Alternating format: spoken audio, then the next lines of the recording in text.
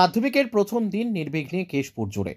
মাধ্যমিক পরীক্ষার প্রথম দিন নির্বিঘ্নেই কাটল কেশপুর ব্লক জুড়ে। ছাত্রছাত্রীদের পরীক্ষার হলে পৌঁছানো এবং হল থেকে বাড়ি ফিরে যাওয়া পর্যন্ত সমস্ত স্তরের পক্ষ থেকে সহযোগিতা করা হয়েছে বলে জানালেন কেশপুর পঞ্চায়েত সমিতির সভাপতি চিত্ত গড়াই। তিনি বলেন, পুলিশের পক্ষ থেকে যেমন সব জায়গায় সহযোগিতা ছিল, তেমনি প্রতিটি গ্রাম পঞ্চায়েত এলাকাতে পঞ্চায়েত প্রধানরাও একাধিক আয়োজন করেছিলেন মাধ্যমিকের ছাত্রছাত্রী ও তাদের অভিভাবকদের জন্য।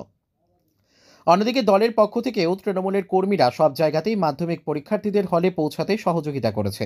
অভ্যর্থনা দেওয়া হয়েছে হলে পৌঁছানো ছাত্রছাত্রীদের। তবে অনেক ছাত্রছাত্রী অনুপস্থিত রয়েছে বহু পরীক্ষা কেন্দ্রে। তার পেছনে বিভিন্ন কারণ তুলে ধরেছেন পঞ্চায়েত সমিতির সভাপতি। ব্যুরো রিপোর্ট, সত্যের সন্ধানে কেশপুর। আমি সব সেন্টারে যেতে পারিনি। আমি 1, 2, 3, 4, 5, 6, 7টা সেন্টারে গেছিলাম।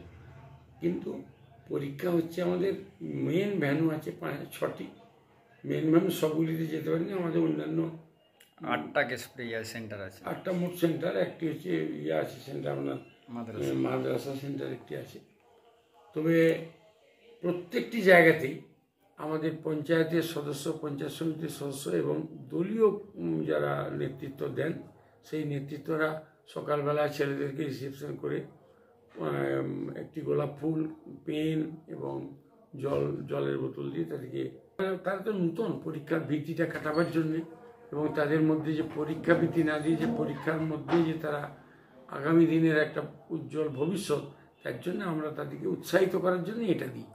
আমাদের এই সামনেই যে আমার গার্লসের যে সেন্টার আছে, ওখানে আমি প্রধান শিক্ষিকার সঙ্গে কথা বলে দেখলাম যে উনি বললেন যে প্রায় 100-রও বেশি ছাত্র কিন্তু মানে উপস্থিতি হয়নি। তার মানে তারা অ্যাডমিট কার্ড নেয়নি।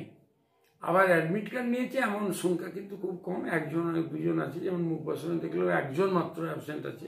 কেশপুর গার্লসে নাকি 10 জন অ্যাবসেন্ট। হ্যাঁ, 10 জন অ্যাবসেন্ট। এর মধ্যে কারণ হচ্ছে যে গত বছর যারা ফেল করে গেছিল তারা অনেকে অন্যত্র চলে গেছে, তারা পড়াশোনা করেনি, কেউ কাজ করতে চলে গেছে, বা কেউ পড়াটা ছেড়ে দিয়ে নিজেদেরই হয়তো ঘরে কোনো কাজ বাজ করছে।